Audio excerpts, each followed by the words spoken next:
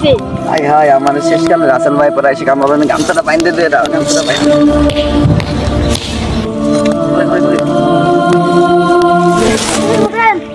আমি সেই কবিরাজ বাড়ি নিয়ে আসছি।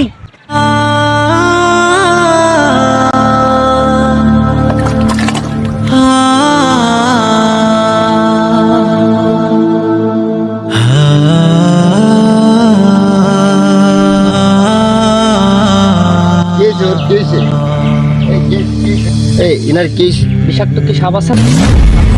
রাসেল ভাই পারের যে সাপ ওই সাপ? হ্যাঁ হ্যাঁ হ্যাঁ রাসেল ভাই পার। আচ্ছা কাকা ইনারা কোথায় নিচ্ছে? ইনারে কবিরাজ বাড়ি নিয়ে যাওয়া হচ্ছে। ইনারা কবিরাজ বাড়ি নিয়ে না, ইনারে নিয়ে সাইডে যে ক্লিনিক আছে এই ক্লিনিকে নিয়ে যান। ডাক্তার ইনারা ডাক্তার দেখায়, ডাক্তার দেখায় ভালো ট্রিটমেন্ট দেয়। কবিরাজ বাড়ি ওগুলো হচ্ছে ভুয়া, ঠিক আছে ভাই? দুর্বল হবেন না, আল্লাহর উপর ভরসা রাখো। যাও যাও যাও দুর্বল নিয়ে যাও।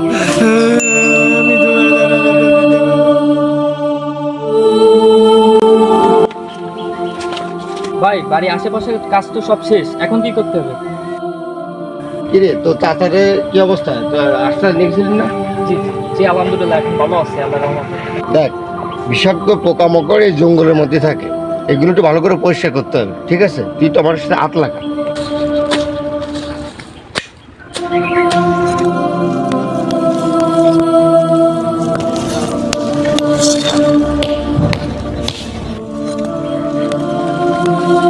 আসসালামু আলাইকুম। ওয়ালাইকুম আসসালাম রহমতুল্লাহি ওয়া বারাকাতুহু। আচ্ছা ভাই, কি ব্যাপার হঠাৎ করে সব কিছু জঙ্গল পরিষ্কার করতেছেন? আমি আসার সময় দেখলাম আপনার বাসার সাইডও পরিষ্কার, কি ব্যাপার? ভাই জানেন না কি বিষাক্ত সাপ আইছে? বিষাক্ত সাপ পোকামাকড় এগুলোই তো জঙ্গলের মধ্যে থাকে, এই জন্য বাড়ির আঙিনা আশেপাশে ঝোপঝাড় পরিষ্কার পরিচ্ছন্ন রাখতে হবে। সুন্দর একটা পরিকল্পনা।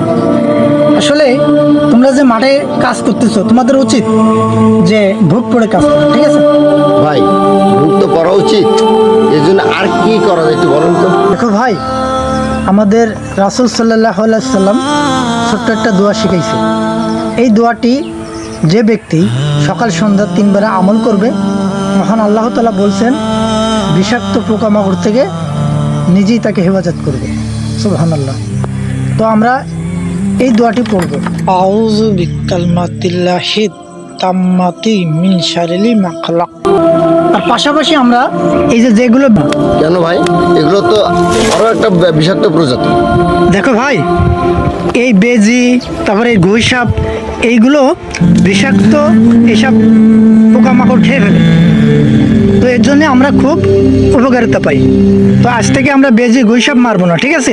দর্শক মন্ডলী, আসুন আমরা বাড়ির আঙিনা ঝোপঝাড় পরিষ্কার পরিচ্ছন্ন রাখি এবং বিষাক্ত যে সাপ রাসেল ভাইপার কেউ হতাশ বা নিরাশ হয়েন না। এবং আরেকটি কথা আছে, ঘুই সাপ বেজি আমরা যেন কেউ না মারি, কারণ বিষাক্ত যে জীবজন্তু আছে সাপ পোকামাকড় এগুলো ঘুই সাপ বেজি এরা খেয়ে ফেলে। ঘুই সাপ বেজি আমরা যেন কেউ না মারি।